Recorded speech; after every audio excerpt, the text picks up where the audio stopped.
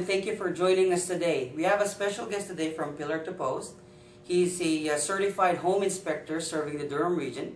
His name is Dave Wall, and today our topic is keeping your basements dry.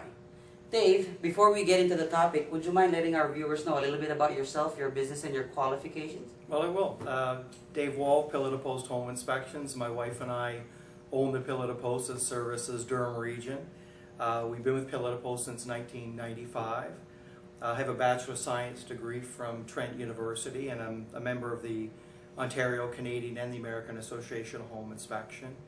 We're wet certified for fireplaces, wood stoves, septic systems, and I'm building code qualified. So, taking the training to deliver a competent home inspection to your clients. Excellent, that's great. So we'll surely be learning a lot from you today. As I said, our topic for today is keeping our basements dry. So a brief background, why should we be concerned for homeowners out there or people who are intending of buying a home? Why is this something that they need to watch out for or take care of? Well, from a home inspector's standpoint, it's probably one of the #1 reasons that we would get a call back. There's no money in a callback, so we don't want an unhappy client. So it's a free callback. Well, it's important, when your clients are looking at houses, if the basement leaks, and a lot of them do, they just need to know about it today. Okay. Is it a leak because a downspout's too close to the foundation, or is it a leak because the house is very close to a lake? Okay. So they would be distinctly different on how to solve that problem. Okay. Okay, and what are the potential dangers or extra expenses that a homeowner may incur if this is not taken care of early? Well, let's say it's a downspout that's discharging too close to the foundation. That they're probably going to get some water penetration in the basement. Their carpet's going to get wet. They run the risk of mold in the house. If it's a bigger problem than that, where it's a groundwater issue, there's a big difference between a basement that leaks a little bit and a basement that floods. Okay. And a basement that floods can be very difficult to remedy. In fact, some of them can't be remedied. Right. And from your standpoint and my standpoint, we don't want an unhappy client. Okay. Now, are there any cases or issues wherein the basement is not dry enough that it's supposed to be a concern, and yet an untrained eye will not see it? When you go downstairs in the basement, the first thing that you're going to trust is your nose. Okay. Because if there's a water problem in the basement, especially a long-term water penetration, you're going to smell that. Okay. And that kind of musty smell, that damp smell, trust your nose because it's telling you something. And many times when you're showing a house, you take your shoes off when you get downstairs in the basement. We use a moisture meter in the basement, which is helpful for detecting moisture that you can't physically see. But one of the best moisture meters that you got are right on the end of your feet. Right. So just trust your nose. Especially a week like we've just had, where we've had some moisture. We'll go downstairs, and even if I have my slippers on during the inspection, I'll kick them off and just walk around the perimeter. So that if there is any moisture there, I'm probably going to detect that with my feet before I use that moisture meter. Now, is it true that the basement is the most humid area in a home?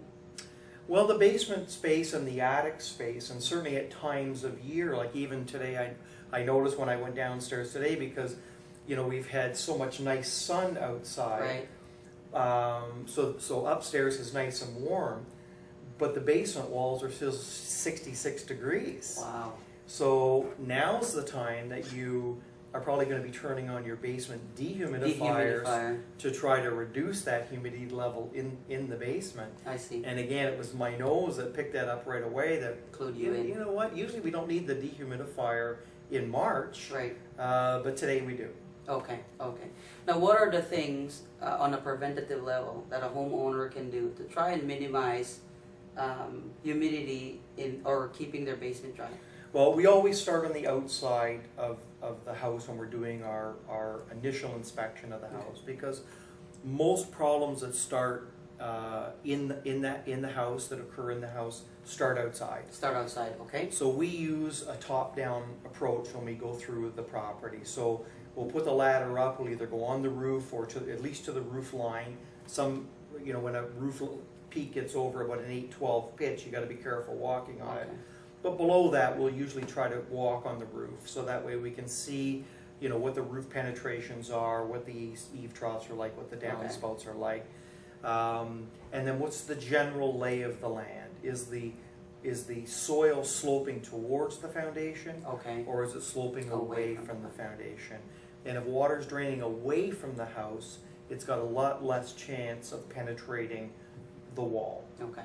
Now, what does a registered or a certified home inspector like yourself be able to tell a homeowner during an inspection? That's something that they wouldn't have been able to find on their own, even though they know that they have a less dry basement than ideal. Well, when somebody's looking at a house, like when you're going through with a client, they're obviously not going to go on the roof. They're not going to be looking at the eave troughs. They're not going to be going in the attics. And that's really what you need a home inspector to do.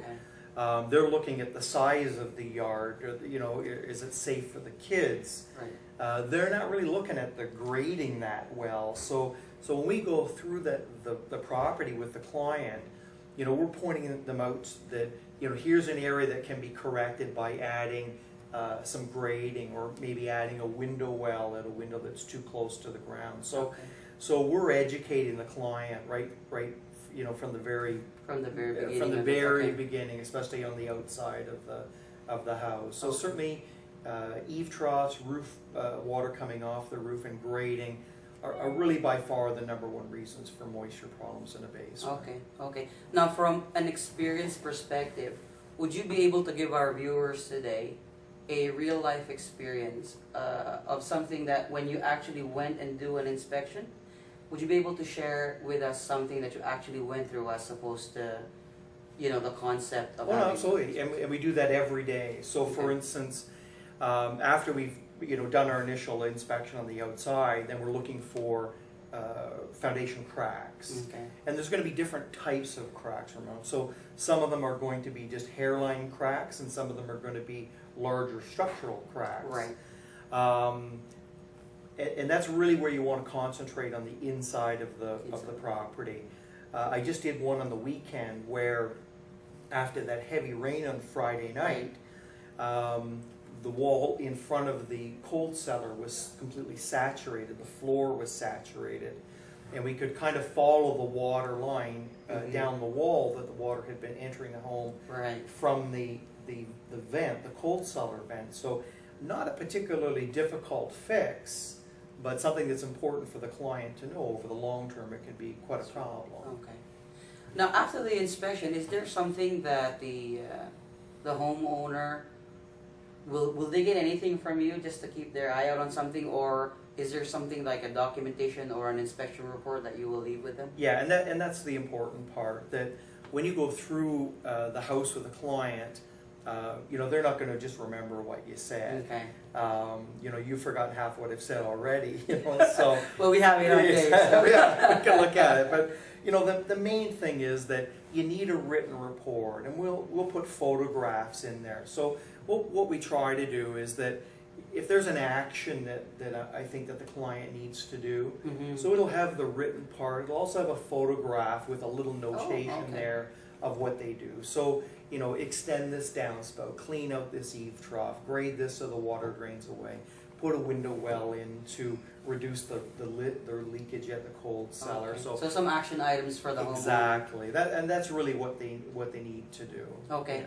Now, if a home buyer hires an inspector like yourself, and then you do give them a report and some action items, granted that they just spend money on inspection, on down payment, on deposit, would your action items have some sort of a needs to be done within 6 months, can be put off until the next season or whatnot?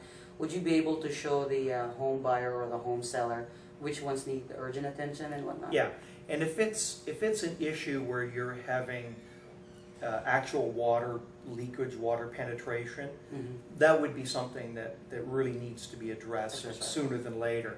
But what we try to do is we try to give them a list of things to try first. Right.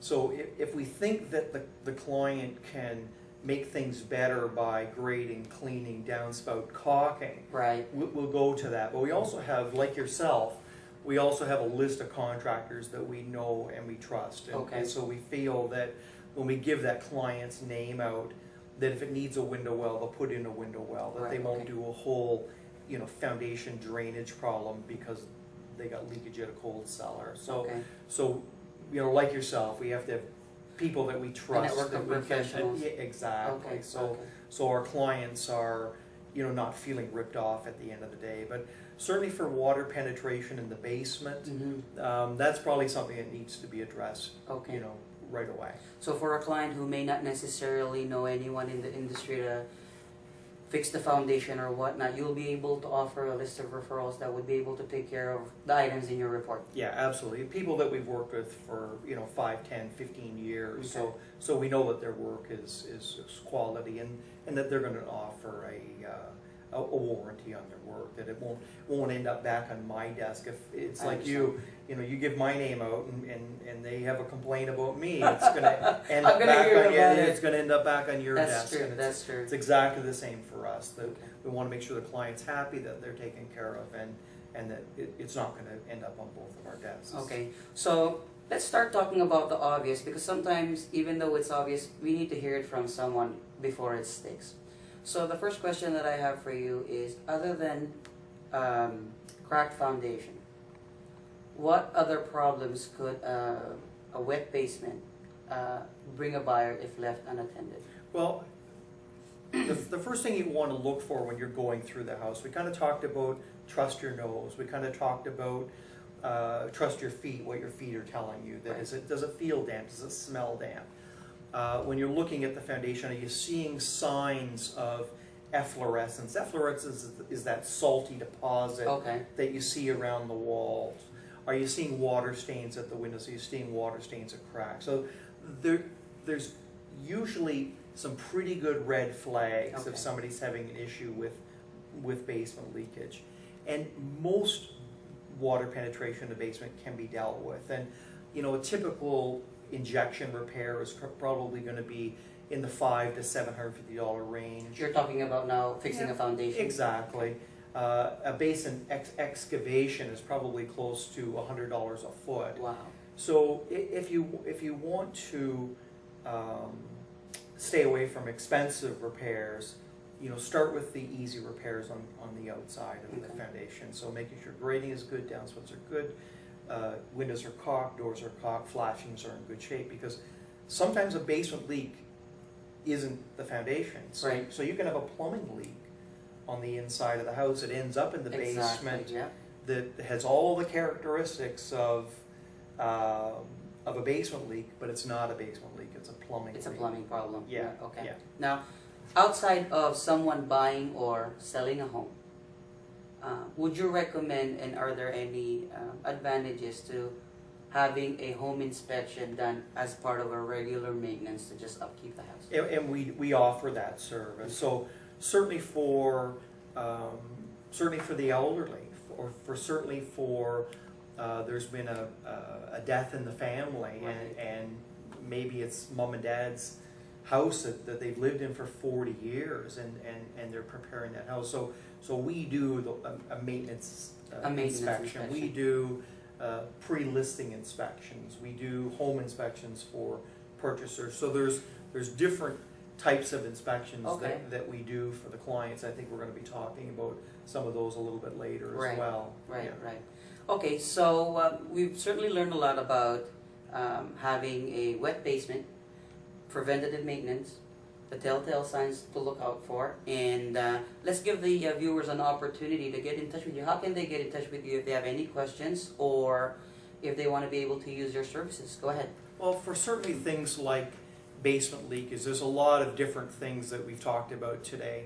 And we didn't talk about sump pumps, we didn't talk about leaks at pools, and there's all kinds of different things where basements can leak, and sometimes looking for a basement leak isn't as easy as just going out and saying, well, here's what it is. So sometimes you just need somebody to bounce a question off. So our email is just my name, so david.wall@pillartopulse.com. And our telephone number 905-436-1634. That's available in Durham region. Excellent. So if you have any questions, especially about sump pumps or pools, feel free to contact Dave Wall at Pillar to Post. We will post his contact information at the end of this video. And in the meantime, don't forget to subscribe so you can watch other videos from other professionals. And we will have some more videos with Dave Wall discussing different topics about home inspection. So again, thanks for your time, thanks for watching, and we'll see you soon. Take care.